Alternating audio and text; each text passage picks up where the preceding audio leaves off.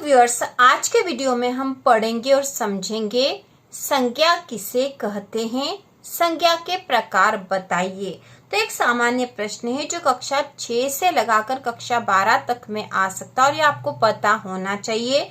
व्याकरण का बेसिक प्रश्न है यह। तो शुरू करते हैं, संज्ञा किसे कहते हैं। तो इसका उत्तर होगा किसी व्यक्ति, वस्तु या स्थान के नाम को संज्ञा कहते हैं। किसी व्यक्ति, वस्तु या स्थान के नाम को संज्ञा कहते हैं। तो किसी का भी नाम हो वह नाम संज्ञा ही कहलाता है, हमें पता होना चाहिए। नाम बताने वाला जो शब्द है वह संज्ञा होता है। तो इसके उदाहरण है जैसे मोहन, पुस्तक, भोपाल आदि। तो संज्ञा किसे कहते हैं आपको समझ में आ ही गया है। किसी व्यक्ति, वस्तु या स्थान के नाम को संज्ञा कहते हैं, जैसे मोहन, पुस्तक, भोपाल आदि। अब इसके बाद पूछा गया संज्ञा के प्रकार बताइए। तो सामान्य तौर पर संज्ञा के 5 प्रकार होते हैं। ठीक है, संज्ञा के 5 प्रकार होते हैं। इसमें पहला है व्यक्तिवाचक संज्ञा। व्यक्तिवाचक संज्ञा, तो इसकी परिभाषा है जिस संज्ञा से किसी विशेष प्राणी, स्थान या वस्तु के नाम का बोध हो उसे व्यक्तिवाचक संज्ञा कहते हैं।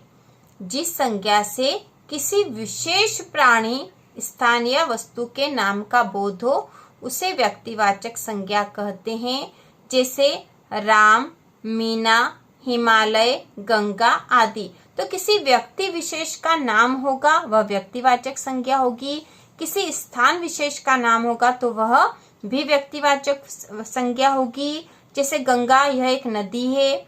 ठीक है, तो यह एक व्यक्तिवाचक संज्ञा का उदाहरण है। इसके बाद अगली जो है वह है जातिवाचक संज्ञा।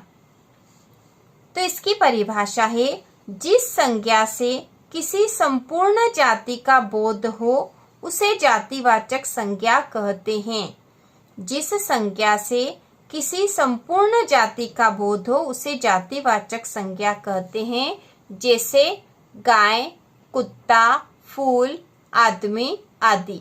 तो गाय बताया गया तो यहाँ पे कोई सी भी गाय हो सकती है।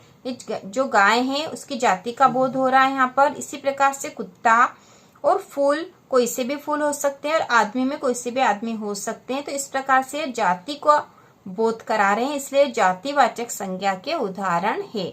तो जिस संज्ञा से किसी संपूर्ण जाति का बोध हो उसे जातिवाचक संज्ञा कहते हैं, जैसे गाय, कुत्ता, फूल, आदमी आदि। इसके बाद अगला है तीसरा, भाववाचक संज्ञा।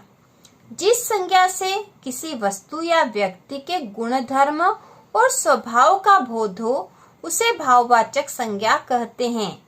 जिस संज्ञा से किसी वस्तु या व्यक्ति के गुण, धर्म मतलब उनके गुणों, जो गुण है उसके बारे में या उसके स्वभाव का बोध हो उसे भाववाचक संज्ञा कहते हैं, जैसे बचपन, मिठास, सुंदरता, चतुराई आदि। तो ये गुण और भाव यहाँ बताए गए हैं। मिठास, सुंदरता, चतुराई ये भाव है, इसलिए भाववाचक संज्ञा के उदाहरण है। इसके बाद अगला जो है संज्ञा का प्रकार वह है समूहवाचक संज्ञा। समूहवाचक संज्ञा, तो इसकी परिभाषा होगी जिस संज्ञा से किसी समूह का बोध हो उसे समूहवाचक संज्ञा कहते हैं। जिस संज्ञा से किसी समूह का बोध हो उसे समूहवाचक संज्ञा कहते हैं, जैसे कक्षा, सभा, दल, मेला आदि। तो कक्षा एक समूह का उदाहरण है। कक्षा के सभी स्टूडेंट के बारे में हमें बोध हो रहा है, तो एक समूह होता है। इसी प्रकार से सभा में भी बहुत सारे लोग होते हैं, तो यह भी एक समूह है। दल भी एक समूह होता है और मेले में भी बहुत से लोग होते हैं, तो यह समूह होता है, इसलिए समूहवाचक संज्ञा के उदाहरण है। तो जिस संज्ञा से किसी समूह का बोध हो उसे समूहवाचक संज्ञा कहते हैं, जैसे कक्षा, सभा, दल, मेला आदि। इसके बाद अगला प्रकार है द्रव्यवाचक संज्ञा। तो इसकी परिभाषा है जिन वस्तुओं को नापा या तोला जा सके ऐसी वस्तुओं के नामों को द्रव्यवाचक संज्ञा कहा जाता है।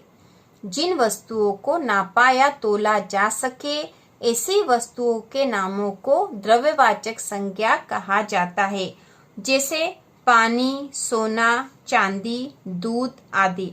तो इन चीजों को नापा या तोला जा सकता है, इसलिए यह द्रव्यवाचक संज्ञा का उदाहरण है। जिन वस्तुओं को नापा या तोला जा सके ऐसी वस्तुओं के नामों को द्रव्यवाचक संज्ञा कहा जाता है, और इसके उदाहरण है पानी, सोना, चांदी, दूध आदि। तो इस प्रकार हमने आज संज्ञा किसे कहते हैं और संज्ञा के प्रकार हमने देख लिए हैं। तो संज्ञा किसे कहते हैं हमने देख लिया था कि किसी व्यक्ति, वस्तु या स्थान के नाम को संज्ञा कहते हैं।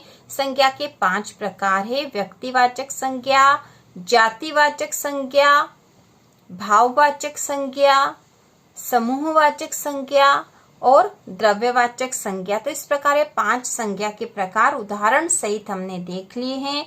तो इसी प्रकार के और वीडियो देखने के लिए चैनल को सब्सक्राइब कीजिए।